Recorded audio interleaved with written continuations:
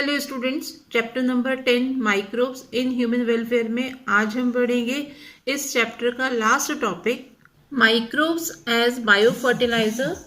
Biofertiliser के रूप में microbes with our present day lifestyles environmental pollution is a major cause of concern.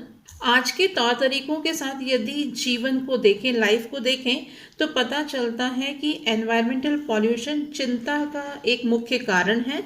The use of the chemical fertilizers to meet the ever-increasing demand of agricultural produce has contributed significantly to this pollution। आपको मालूम है कि population के बढ़ने से agricultural demand जो है वो बढ़ती जा रही है।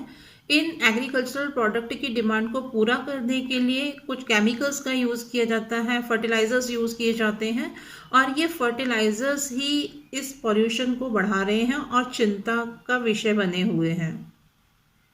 Of course, we have now realized that there are problems associated with the overuse of chemical fertilizers and there is a large pressure to switch to organic farming to use of biofertilizers।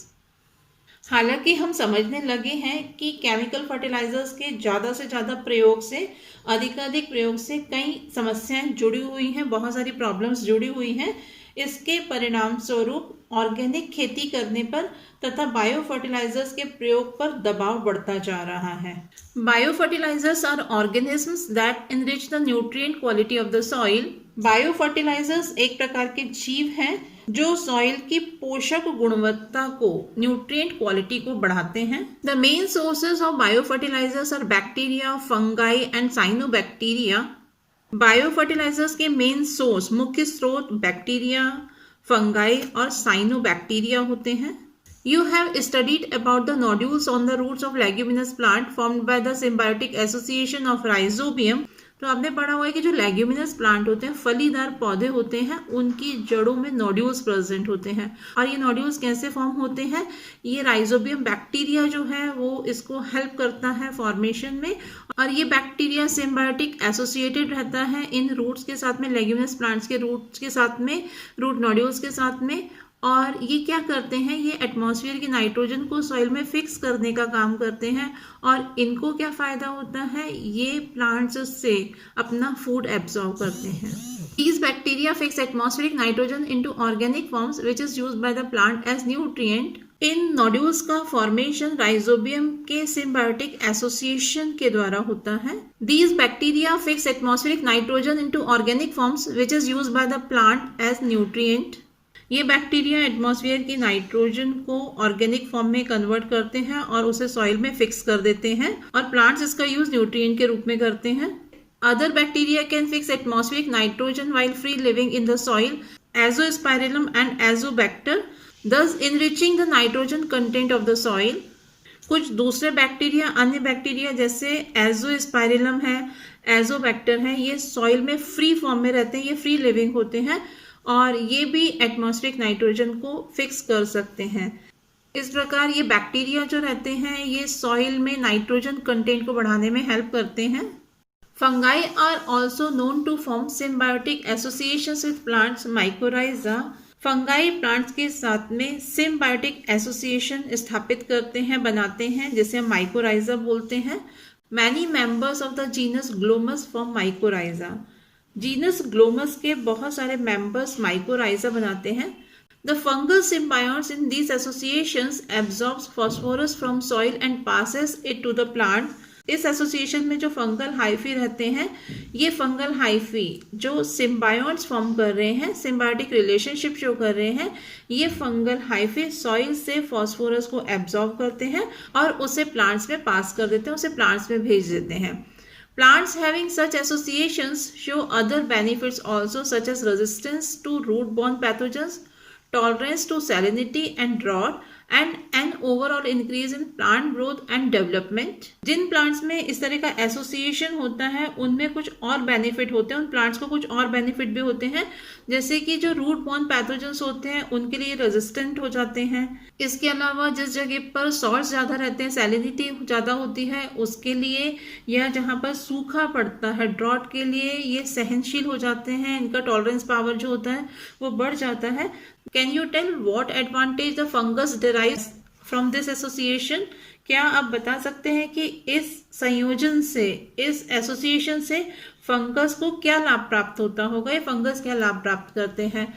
आपको मालूम है कि fungal hyphae जो रहते हैं, fungus जो रहते हैं, इनमें क्लोरोफिल नहीं होता है, ये हेटरोट्रॉफिक ऑर्गेनिज्म होते हैं, ये अपना फूड खुद नहीं बना सकते हैं, तो ये अपने फूड के लिए दूसरे ऑर्गेनिज्म पर डिपेंड करते हैं, और जब ये दूसरे प्लांट्स के साथ में एसोसिएट होते हैं तो दूसरे प्लांट से इन फंगल हाइफी को फूड मिलता है।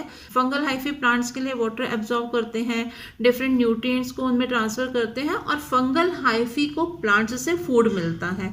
तो इस तरह से प्लांट्स और फंगल हाइफी दोनों को ही बेनिफिट होता है, और दोनों ही ये सिम्बायोटिक एसोसिएशन को शो करते हैं। Cyanobacteria are autotrophic microbes widely distributed in aquatic and terrestrial environments, many of which can fix atmospheric nitrogen. Example, Anabaena, Nostoc, Oscillatoria, etc. Cyanobacteria autotrophic microbes होता है, ये अपना फूड खुद बना सकते हैं। ये वाइडली डिस्ट्रीब्यूटेड होते हैं एक्वेटिक और टेरेस्ट्रियल एनवायरनमेंट में, जो कि एटमॉस्फेयर की नाइट्रोजन को फिक्स करते हैं, जैसे कि एनाबीना है, नॉस्टॉक है, ऑसिलेटोरिया है। ये सभी ऑटोट्रॉफिक माइक्रोब्स होते हैं, इनमें क्लोरोफिल प्रेजेंट होता है और ये अपना फूड खुद बना सकते हैं। और इनमें बहुत सारे माइक्रोब्स ऐसे होते हैं जो एटमॉस्फेयर की नाइट्रोजन को फिक्स करते हैं। In paddy fields, cyanobacteria serve as an important biofertilizers. धान के खेत में साइनोबैक्टीरिया एक महत्वपूर्ण बायोफर्टिलाइजर्स की भूमिका निभाते हैं। Blue green algae also add organic matter to the soil and increase its fertility. Blue green algae भी सॉइल में ऑर्गेनिक मैटर को बढ़ाते हैं। Currently in our country, a number of biofertilizers are available commercially in the market, and farmers use these regularly in their fields to replenish soil nutrient and to reduce dependence on chemical fertilizers. हाल ही में हमारे देश में bio fertilisers की एक बड़ी संख्या बड़े पैमाने पर मार्केट में अवेलेबल है। किसान अपने खेतों में लगातार इसका यूज़ कर रहे हैं, प्रयोग कर रहे हैं। इससे सॉइल के न्यूट्रिएंट्स की भरपाई और जो केमिकल फर्टिलाइजर्स हैं उन पर जो हम डिपेंडेंट हैं, उन पर जो आश्रितता है हमारी, वो कम हो रही है। तो इस तरह से हमने पढ़ा कि अर्थ पर जो माइक्रोब्स होते हैं ये हमारी लाइफ के लिए एक इम्पॉर्टेंट कंपोनेंट है, हमारी लाइफ का बहुत इम्पॉर्टेंट कंपोनेंट है। सभी माइक्रोब्स जो हैं वो पैथोजेनिक नहीं होते हैं, डिसीज कॉज नहीं करते हैं। बहुत सारे माइक्रोब्स जो हैं वो ह्यूमन बीइंग के लिए बहुत ज़्यादा बेनिफिटेड होते हैं, लाभप्रद होते हैं। हम पर डे बहुत सारे माइक्रोब्स का यूज़ बहुत सारे डेरिवेटिव्स के लिए, बहुत सारी चीज़ों के उत्पादन में करते हैं। जैसे हमने पढ़ा था बैक्टीरिया, जो लैक्टिक एसिड बैक्टीरिया था, मिल्क में ग्रो करता है जिससे वह कर्ड में चेंज हो जाता है। इसके अलावा हमने डो, जो गूथा हुआ आटा, गीला आटा जो था जिसका यूज़ ब्रेड बनाने में किया जाता है, उसका फर्मेंटेशन सैक्रोमाइसिस सेरेवेसी ईस्ट से किया जाता है। कुछ फूड जैसे कि इडली है, डोसा है, ऐसे ही डो से बनाए जाते हैं जिन्हें माइक्रोब्स की हेल्प से फर्मेंटेट किया जाता है।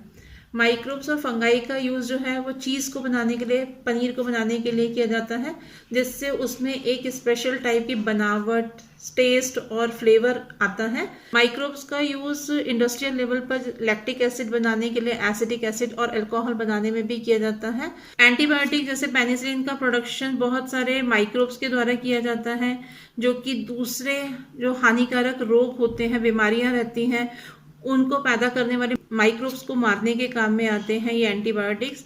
एंटीबायोटिक कुछ इन्फेक्टेड डिसीजेस जैसे डिप्थीरिया है, काली खांसी है और निमोनिया है, इनकी रोकथाम में बहुत महत्वपूर्ण भूमिका निभाते हैं।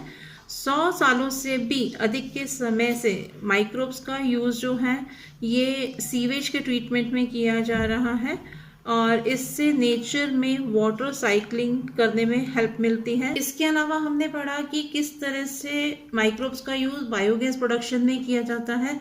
जो हमारे रूरल एरियाज थे, ग्रामीण क्षेत्रों में माइक्रोब्स की हेल्प से बायोगैस का प्रोडक्शन किया जाता है, और इस बायोगैस का यूज़ हम फ्यूल की तरह करते हैं।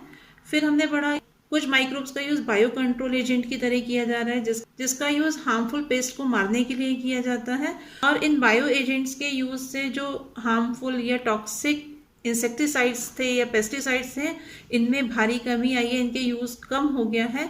इनका उपयोग पेस्ट को कंट्रोल करने में किया जा रहा है। आज के टाइम की डिमांड ये है कि केमिकल फर्टिलाइजर्स की जगह पर बायो फर्टिलाइजर्स का यूज़ किया जाए। इनके विविध उपयोगों से स्पष्ट हो चुका है, इनके यूज से स्पष्ट हो गया है कि जिनका प्रयोग मनुष्य कर रहा है, ह्यूमन बीइंग कर रहा है, मानव समाज के कल्याण में, ह्यूमन वेलफेयर में इन माइक्रो ऑर्गेनिज्म की भूमिका बहुत महत्वपूर्ण है। इस तरह से हमारे ये चैप्टर यहीं पर कंप्लीट होता है।